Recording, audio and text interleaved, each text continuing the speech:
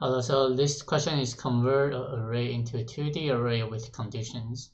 So you are given an integer array, and then what you need to do is create a 2D array, and in the 2D array, each array contains only one element. A distinct element, right? And then it will be super straightforward to look at the frequency for each element in the array. So I'm going to just quickly go through. So 1 is show out once, 3 is show out once, 4 show out once. How do we know? We traverse from left to right. So I'm going to put 1, 3, 4 in the beginning.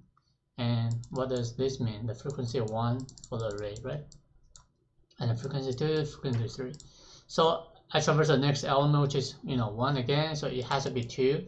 So I put into another array, and 2 will be here because it show only once. And then 3, since 3 has three is already in the frequency 1 array, so I add to the frequency 2 array.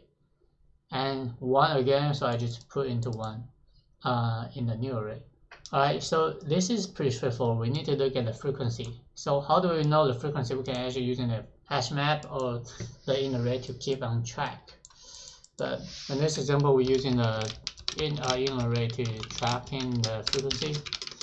So I'm going to initialize the result and also the count for the counting the frequency.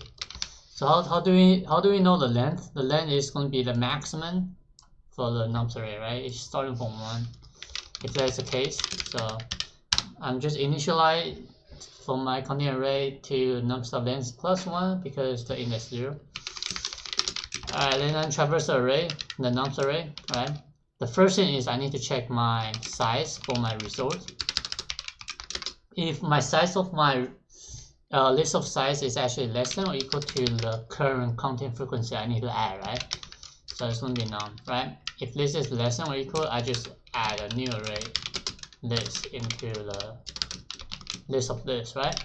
So I have definitely one new array list before I add the element, right? So I'm just going to get the frequency. How do we know the frequency? The frequency is this, right?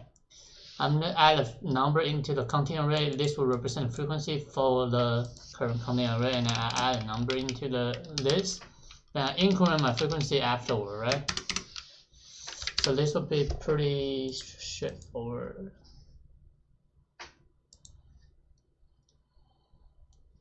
Okay, so let's talk about time and space. This is space. I will say all of them. Right? You need to put every single element into a list. And time, all of them, you need to traverse every single element. So this will be the solution, and I'll see you next time. Bye.